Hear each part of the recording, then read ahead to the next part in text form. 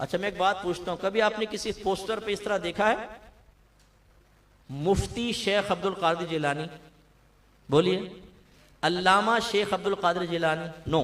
पीराने पीर, दस्तगीर, सूफे बासफा, इमामुल औलिया, इमामुल मुत्तकीन, ऐसे अलकाबात तो देखेंगे ना, मुफ्ती देखेंगे ना अल्लामा देखेंगे। हालांकि गौसे पाक रदी अल्लाह तआला अन्हु बहुत बड़े आलिम दीन और बहुत बड़े मुफ्ती थे।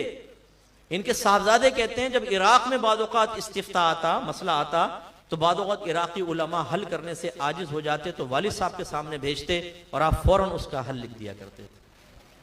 मुफ्ती शेख अब्दुल कादिर जिलानी, लेकिन हमने उनको खाली पीर बनाकर पेश किया है, उनके नाम के खाने के लिए तैयार है। कोई खत्म कादरिया कर रहा है, कोई नमाज गौसिया पढ़ रहा है, कोई मनकबतें पढ़ रहा है गौसे पाक की, चले ठीक है, ये ममनू नहीं है, मैं मना नहीं कर रहा हूं, लेकिन क्या सिर्फ यही अकीदत और मोहब्बत है? उनकी तालीमात कहां गई?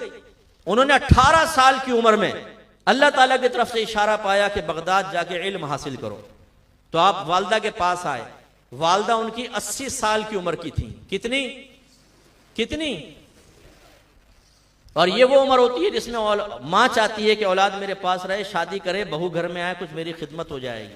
लेकिन 18 साल नौजवान और पहले दौर का सफर, जंगलों का सफर, तन्हाइयों का सफर, बगदाद में कोई रिलेटिव नहीं है, कोई जान पहचान वाला नहीं है, कहां रहेगा, कहां खाएगा? नहीं।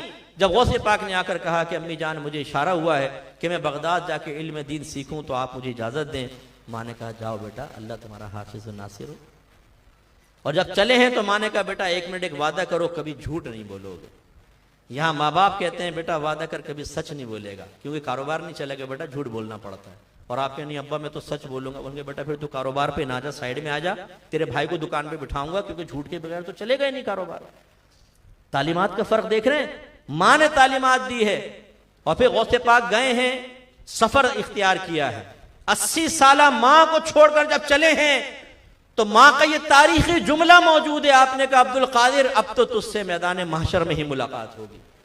वलिया थी, जानती थी कि अब मुलाकात नहीं हो सकती, अब मेरा इंतकाल हो जाएगा, लेकिन बेटे के कदमों में लग़्ज़िश पैदा नहीं हुई कि अम्मी जान आप इतनी उम्र में, मैं तो ऐसे ही जाना चाह रहा था कि चलो इल्म दीन सीखो, ठीक है मैं आपके पास रहता हूँ, खिदमत करता हूँ, फिर देखेंगे बाद में आपका सहारा बनो। नहीं, ना बेटे के कदमों में लग़्ज़िश आई, ना माँ ने अपने कांपते हाथों से अपने बेटे को अपने पास रोका, जाओ अल्लाह के दीन की खिदमत करो। यह है औलिया की तालीमात। हम यहाँ मस्जिदों तक में आने के लिए तैयार नहीं है। अगर कोई प्रोफेशनल नात खान आ जाए ना यहाँ पर गरारियां लगाने वाला, रिमझिम रिमझिम रिमझिम रिमझिम रिमझिम, वो नारा तकबीर, नारा रिसालत। अबे भाई ये रिमझिम के अंदर कौन सी तारीफ है मुस्तफा पोशीदा है? तुम ये आवाजों के उतार चढ़ाव के ऊपर उनको पैसे दे रहे हो, दबा के पैसे दे के सब कर लिया। प्रोफेशनल नात खान आ जाए, बड़ा नाम आ जाए, मस्जिद भरी होगी। और मैं यकीन से कहता हूं अगर इमाम साहब ऐलान करें ना कि भाई दरस कुरान होगा, दरस हदीस आइए, हम सबको काम याद आएगा। यह है हमारी औलिया की मोहब्बत। क्यों धोखे में मुब्तला है हम? क्यों अपने आप को धोखा दे रहे हैं? पब्लिक को भी धोखा दे रहे हैं, अपने बातिन को धोखा दे रहे हैं। अल्लाह रसूल को धोखा देना तो मुमकिन ही नहीं है। यह कैसी औलिया किराम की मोहब्बत है कि जिस तालीम दीन के लिए उन्होंने 80 साल की उम्र में अपनी वालदा को छोड़कर पैसे देते हैं। मैं इसको नाजायज नहीं कह रहा हूं, आप दें, आपकी मर्जी है। मैं ये समझा रहा हूं कि जो चीज तालीमात औलिया में शामिल नहीं थी कि नात खानियां रखकर और इस तरह नात प्रोफेशनल नात खानों को, बिजनेस करने वालों को पैसे भरना, उसमें हम लगे हुए हैं। और जब औलिया किराम की तालीमात की बारी आए, कुरान और हदीस के दर्स की बारी आए, तो हमारे दिल बेचैन हो जाए, हमें बोरियत महसूस हो, हमें कोफ महसूस हो, वो महफिल बोझ महसूस हो जाए, हम अंदर से आवाजें लगाएं, हमारा बातिन कहे यार खत्म भी करो, निकले बाहर, भाई बहुत देर हो गई बैठे हुए। शर्म आनी चाहिए। गौसे पाक चले हैं, वालदा ने वादा लिया, वरासत के, वालिद के वरासत के 40 दिनार एक गुदड़ी में सी दिए, सोने के सिक्के। डाकू ने हमला किया, सबको लूट लिया। एक आया डाकू, नौजवान थे 18 साल, तुम्हारे पास कुछ है? कहा जी हाँ है। क्या है? सोने के 40 सिक्के।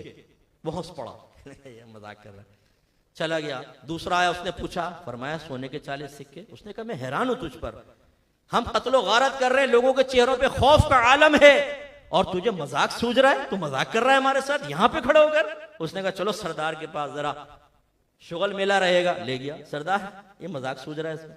उन्होंने पूछा भाई हाँ क्या हुआ? कहा कि जी इन्होंने पूछा था 40 दिन कोई है? मैंने कहा 40 दिन आ रहे। उसने कहा आपके पास है? कहा कहाँ है? गुदड़ी फाड़ दी, सोना सामने। उसकी आंखें फैल गई। कहा कि अगर तुम चाहते झूठ बोल देते, तुम तो जवान बच्चे हो, हम तुम पे शक भी ना करते, क्यों तुमने सच बोला? गौसे पाक ने फरमाया, मेरी माँ ने मुझसे वादा लिया था कि झूठ नहीं बोलना, इन सिक्कों के लिए मैं झूठ बोल देता?